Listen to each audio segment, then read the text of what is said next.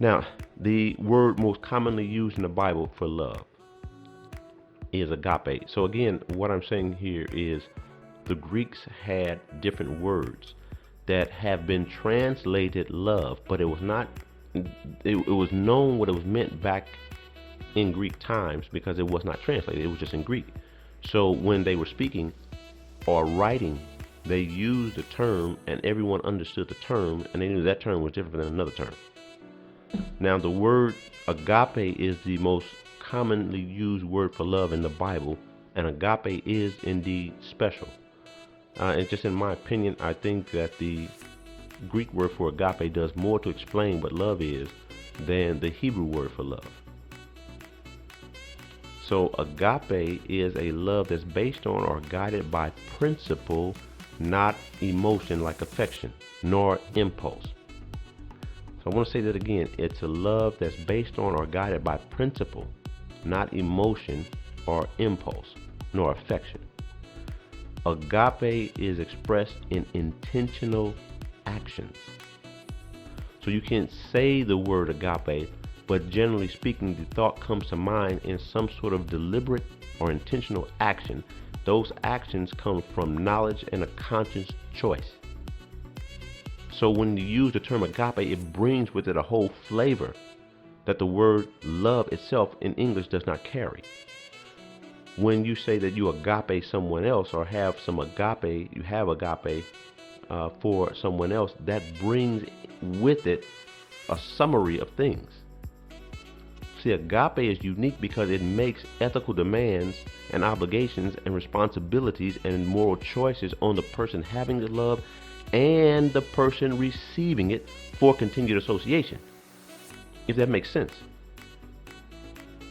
Not only do you have to have it, but you require it of the other person if that person wants to be in your company or your association. So it can involve emotion, but it's not guided by it. Emotion may just give force to the actions, but it doesn't require them. The actions don't require emotion. But agape always implies and requires action. So that's why we read the scripture. God loved the world, and so he acted, right? He agape the world. He acted. And for those who want to be in association with God, to have a relationship with him, they must then act in a similar way, because that agape places requirements on them just as much as the person having the agape has ethical and moral requirements. So for even though God acted and there are people who won't accept it, that's fine. He acted in behalf of everyone, but especially for those who want the association with him. There's plenty of people who don't want association with him, and that's fine. But God himself had to act. So to understand then agape has moral choices. The better you understand the requirements that go along with the standards, or the better you understand the standards, the better the agape will be, the better the actions then towards others will be. Philippians 1:9 is making that point. It says, this I pray, that your love, it uses agape, may abound more and more in knowledge and all discernment. So how does agape grow? It grows based on knowledge and discernment. Once a person has a better sense of what his ethical requirements and obligations and responsibilities are, the more the agape grows, the better it gets. And so then agape is mental, is deliberate choice, and is expressed in action. So it's choice and action. Standards, obligations, responsibilities, choices, then action to show it. There's no agape that's just kept in the heart. Agape is always expressed in action. So look, let me give you an example of how some things work. Let's say you have a man who gets up and goes to work every day for his family. He understands he has responsibilities for his family. Nothing emotional. He's tired, dragging himself, got to get his coffee, got to go work for the family. But let's say he has an experience with his wife. I mean, just a great experience. I'm not talking about anything sexual. It could be anything. But it's a great experience with his wife. The next day, he's far more motivated to get up and go to work that day. He's motivated based on whatever this experience with his wife or family, wife or children was the previous day. He's far more motivated, feels better about the day. So he's got emotion. Emotion has given force to his agape, but his agape is there nonetheless. So you understand that the previous day, agape was always there, but emotion was not necessarily involved. But the next day, whatever this great experience was, the emotion gave more force to the agape. But the emotion go away a few days later, and he's back to still being the man who gets up and goes to work, drags himself to work, and works in behalf of his family. So emotion does not come into play. So what you may think of a contrast is that you got a man who's lazy, don't want to do anything. He has a great experience with his wife. He gets up and goes look for a job that day. He didn't find it, goes back to being lazy. It's completely different. Okay, so agape is expressed in action, is not led by emotion. Emotion may just give force to it. But agape has knowledge and discernment to make sure he's aware of his ethical responsibilities. Again, let's take that same man. He gets up and goes to work every day. He doesn't like his job in particular. But upon becoming a Christian, he understands that his requirements, that he takes care of his family and his obligations towards them.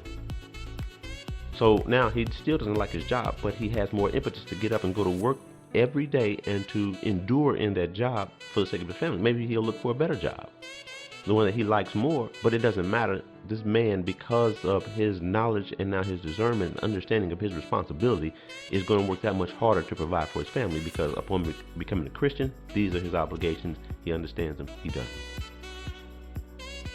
So it's good for us to understand what agape actually is. It is action. It's always action based on standards. See, people have these no-fault divorces. They divorce because they don't feel the same about each other. That means, really, that means that there was a lack of love somewhere, a lack of agape, excuse me. Let me say that, a lack of agape somewhere in that relationship. It was never the foundation upon which the relationship was built, because they don't feel the same. See, that's not agape. Agape doesn't have anything to do with feeling, in large part. There can be love, but not necessarily. Or excuse me, there can be emotion, but not necessarily. The same way with us is that we have these family members. Here's another example. We have these family members who are low moral and low ethical family members. The people, they're just low moral, low ethical people. Most folks don't like them, but we put up with them and we deal with them all the time. Why? Because they're what? Family. You know, it doesn't matter. A person having agape wouldn't put up with that, even if they are the person is family.